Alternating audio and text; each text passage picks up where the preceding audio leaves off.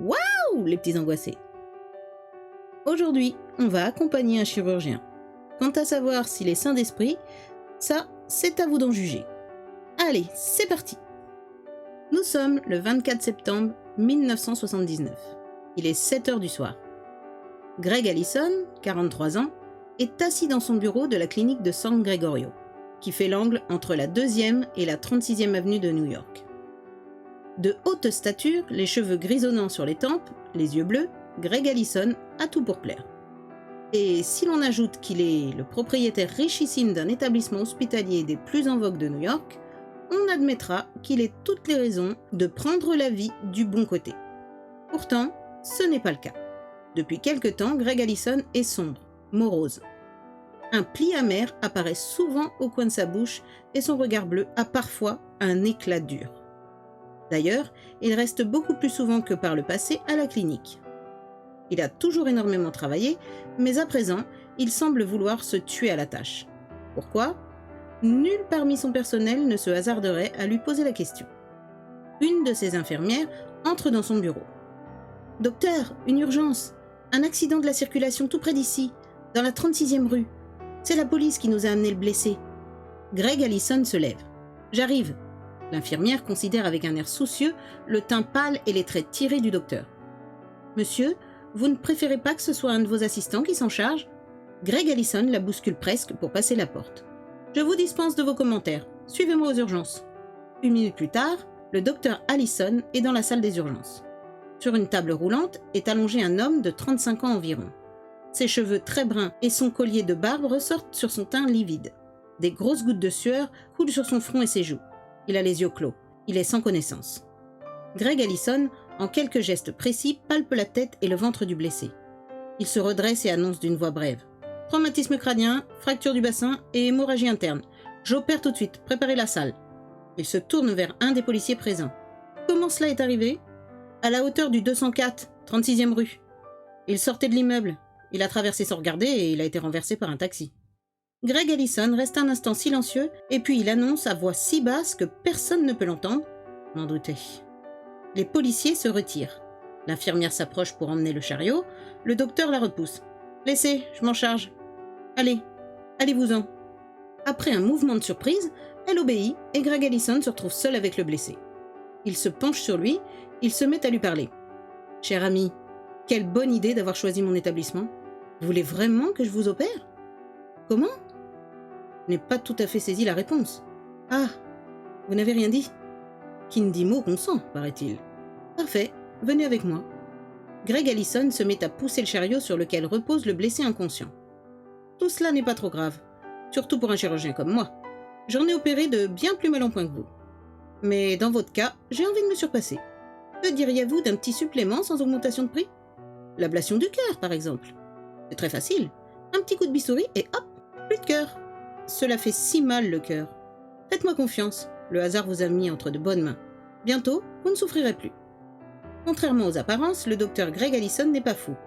L'incroyable situation qui est en train de se produire est à la fois le résultat du hasard et d'une longue histoire.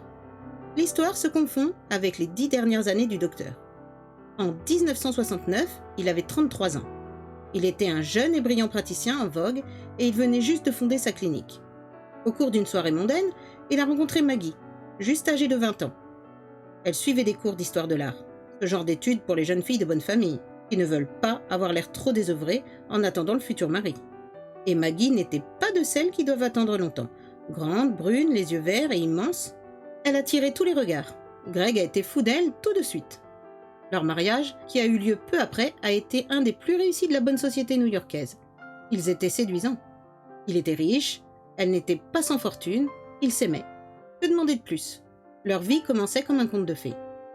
C'est tout juste s'il y avait besoin de leur souhaiter d'être heureux. Ils ont été heureux 9 ans. Leurs 2 enfants, Carol et Peter, étaient charmants et bien élevés.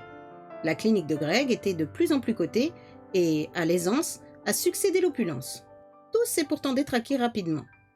Greg Allison aurait dû s'y attendre, mais quand il s'agit de soi, on n'imagine pas le pire. On croit que cela n'arrive qu'aux autres. Tout a commencé par des reproches de Maggie au sujet de son travail, surtout quand il a décidé d'installer un lit dans son bureau pour pouvoir opérer de nuit. Elle a secoué sa longue chevelure brune avec un air indigné. « Alors tu ne rentreras pas le soir?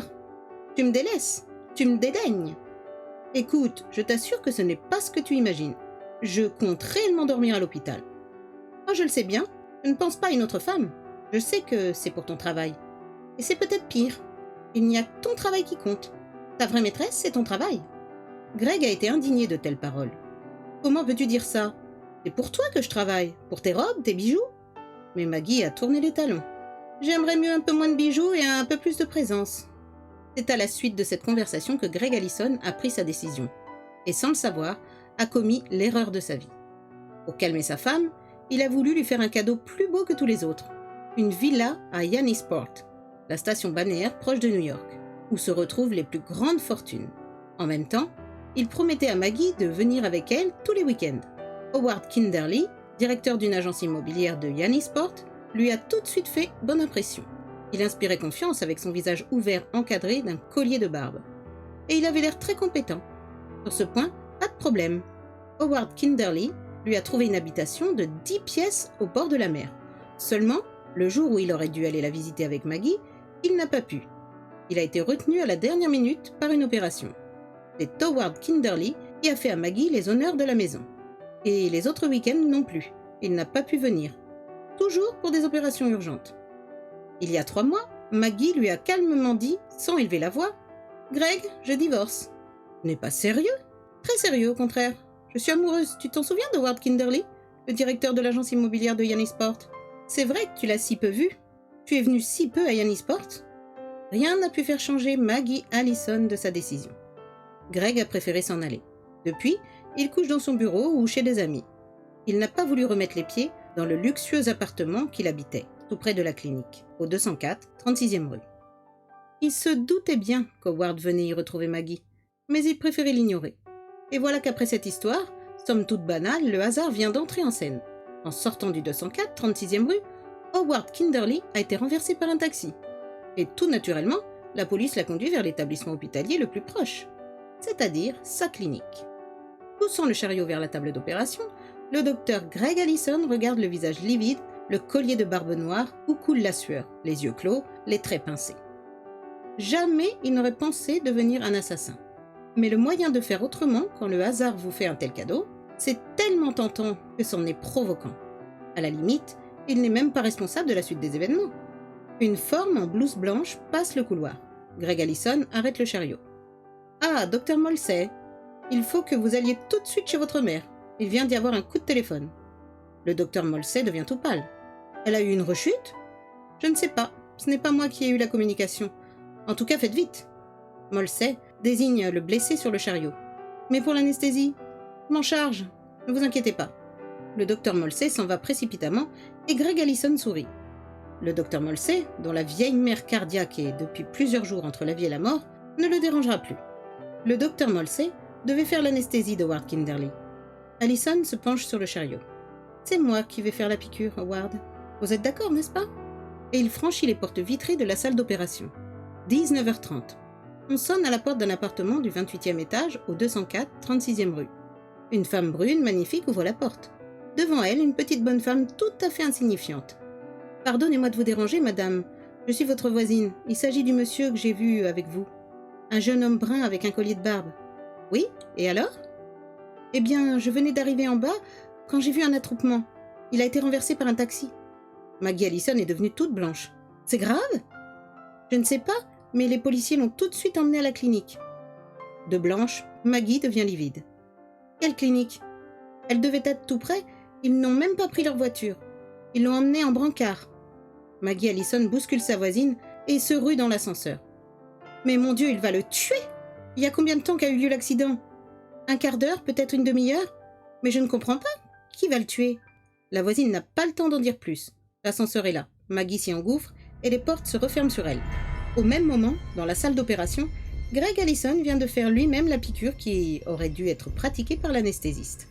Il a un sourire mauvais. Qui pourrait voir quoi que ce soit sous ce masque blanc ? Bistouri, une infirmière lui tend l'instrument demandé. Il incise la cage thoracique avec sûreté. Il a toujours été un excellent chirurgien. Scalpel ? Compresse ? Les gestes précis continuent. Soudain, une des infirmières pousse un cri. « Docteur, l'électrocardiogramme !» Effectivement, le tracé vert sur l'écran à côté de la table d'opération s'est mis à décrire des courbes désordonnées. La voix de Greg Allison est parfaitement maîtresse d'elle-même. Piqûre intracardiaque. La piqûre ne produit aucun effet. Au contraire, les battements désordonnés s'accélèrent puis se mettent à faiblir. Masque à oxygène. Le masque appliqué sur le visage d'Howard Kinderly ne change pas le dramatique processus qui s'est mis en marche. Sur l'écran, le tracé vert commence à devenir plat. Écartez-vous, je vais tenter un massage cardiaque.